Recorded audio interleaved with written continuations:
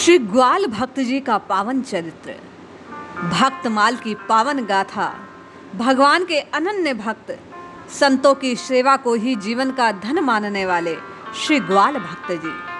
बात अत्यंत पुरानी है। किसी गांव में एक ग्वाल भक्त रहा करते। संत सेवा में इनकी बड़ी प्रीति। घर में जो कुछ सामग्री बनती उसे चुपचाप ले जाकर वन में संतों महात्माओं को निवेदित करते। ग्वाल भक्त का बहुत सा भैंसों से चराने के लिए जाने का क्रम और उन्हीं से उनकी आजीविका। घर में माँ और बालक, ये दो ही प्राणी। एक बार की बात, उत्सव का दिन, माँ घर में पकवान बना रही थी। रसोई से भीनी भीनी सुगंध आ रही थी।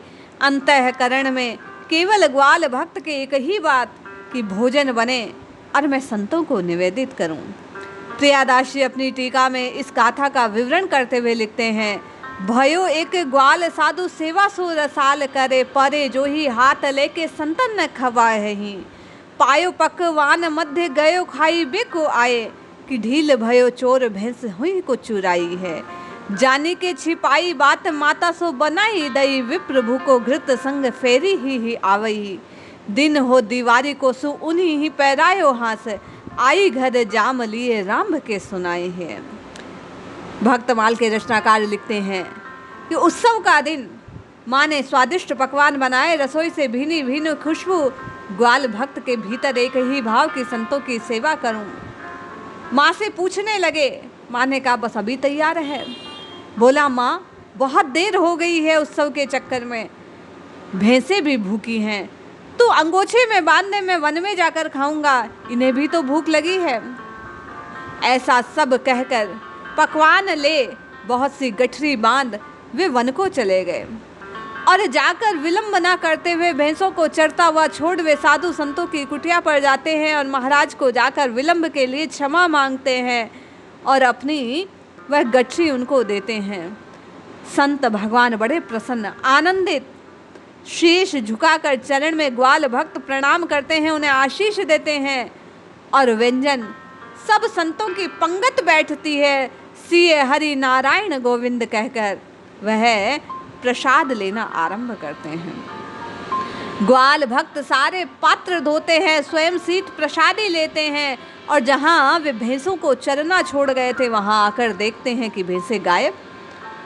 संतों के पास चले जाने पर चोरों ने भैंसों को ले जाकर अपने यहाँ बांध दिया। ग्वाल भक्त को न चोरी होने का कोई भय था, न दुख था, न संतों की सेवा का पछतावा। समस्या सिर्फ एक कि माँ को क्या बताऊंगा। पर भीतर ही भीतर कुछ विचार करते करते वे घर की ओर लौट आए। रोज की तरह लौटकर भैंसों कहाँ है जब माँ ने पूछा तो कहा माँ एक दुखी ब्राह्मण मिला, कुछ खाने पीने की व्यवस्था ना थी इसलिए उन्हीं को दे आया। वे दूध से अपना पालन पोषण करेंगे, घी अपने लिए इकट्ठा कर देंगे और कुछ समय बाद भैंसें दे जाएंगे। धीरे धीरे समय बीतता गया लेकिन भैंसों की बात आया गई हो गई। माँ पूछती तो वही कह देते कि ब्राह्मण देव अपनी आजीविका चला रहे हैं, कुछ दिनों बाद दे जाएंगे।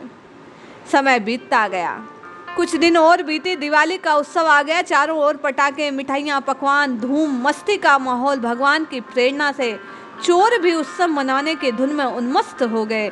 भैंसों को खूब सजाया, चांदी की हुसलियाँ पहनाई, सींग पूंछ पर अलंकरण धारण करवाए। प्रवृत्ति तो तामसी थी ही। रात भर उत्सव में बीता, आतिशबाजी हुई, पटाखे छूटने लगे। अचानक किसी बालक ने जाकर पटाखा भैंसों के बीच छोड़ दिया। आज चारों ओर धाएं धाएं करते उन पटाखों की आवाज से वे भैंसें रस्सा तोड़कर खूंटों को छोड़कर भागने लगी और भैंसें जाते जाते उन्होंने भक्त जी के घर की राह पकड़ ली। सब जाकर भक्त जी के घर के बाहर खड़ी हो जोर जोर से रंभाने लगी। माँ ने भैंसों की आवाज़ सुनी तो कहा बेटा अपनी भैंसें आ गई, जा जाकर देख। भक्त जी ने जो ही जाकर देखा ठगे से खड़े रह गए। माँ को आवाज़ दी, कहा माँ ब्राह्मण देव ने देखो डोडा दूना कर भेजा है, घी बेचकर आभूषण बनवा दिए, देखो कैसे भैंसों को सजा कर भेजा है। माँ ने देखा तो आश्चर्य, कहा बेटा जिनके यहाँ आजीविका का साधन ना था, घी बेचकर इतना पैसा कैसे हो सकता है कि वह आभूषण बनवा दे। इतना पैसा नहीं हो सकता। माँ की बात सुन भक्त जी ने सारी घटना बता दी। माँ खुश होकर बोली बेटा ये सारा धन संतों की कृपा से मिला है। मुझे मेरी भैंसें मिल गई, मुझे कुछ नहीं चाहिए।